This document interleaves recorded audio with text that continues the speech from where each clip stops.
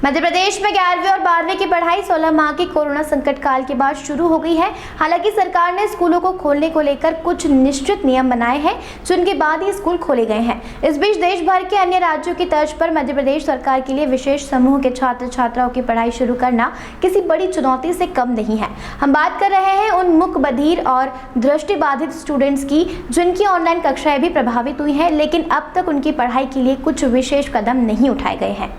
बात की जाए मध्य प्रदेश की तो यहाँ 50 से ज़्यादा शासकीय शिक्षण संस्थान, हॉस्टल में करीब 5000 से ज़्यादा मूक और दृष्टिबाधित स्टूडेंट्स पढ़ते हैं।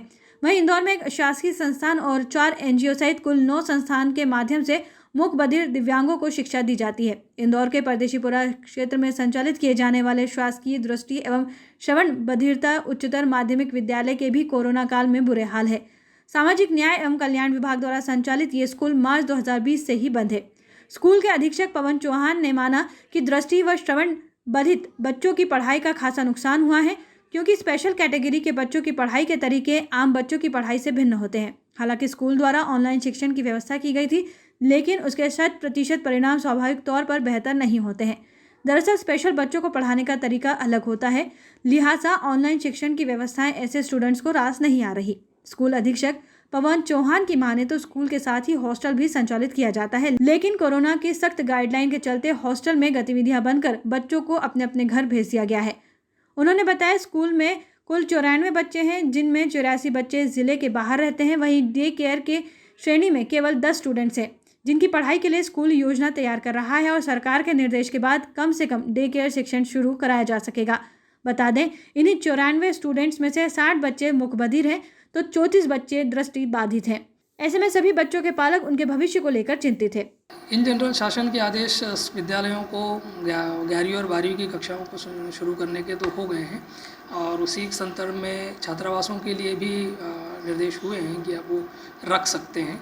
तो हम लोग यही अभी प्लान कर रहे हैं कि पहले 12वीं कक्षाओं को बुलाएंगे, और मोस्टली अभी अगले कुछ दिनों में ही हम उसको शुरू करने का प्रयास कर रहे हैं कि जो कम बच्चे हैं जो शुरुआत करके और फिर धीरे धीरे उसको हम आगे जैसे जैसे शासन के निर्देश हैं उसके अनुसार हम आगे बढ़ाते रहेंगे। डे केयर वाले स्कूलों का तो ये है कि आप आकर के और बच्चे चले जाएंगे, वहाँ डिस्टेंस करना थोड़ा सा मेंटेन करना संभव हो सकेगा, पर जहाँ तक मैं समझ रहा हूँ कि छात्रावासों में जो कि रहेंगे तो वो एकत्रीकरण नहीं करना है, लेकिन छात्रावास में रहेंगे तो एक ही जगह पे वहाँ पर थोड़ा सा। और हमारे बच्चे चूँकि बहुत सारे इशारों पर और दृष्टिबाधित बच्चे हैं जो वो स्पर्श के ऊपर निर्भर होते हैं, तो वहाँ हमें थोड़ी समस्या ज़रूर रहेगी, पर पूरा हमारा प्रयास रहेगा कि वो पूरे सुरक्षा के साथ में रहें और हम उसको संचालित कर पाएँ। ऐसा ही शिक्षिका भावना सिंह अपनी 10 वर्षीय मूक बधिर बेटी को लेकर कुछ साल पहले इंदौर इसलिए शिफ्ट हुई थी ताकि उनकी मासूम का भविष्य सुरक्षित किया जा सके।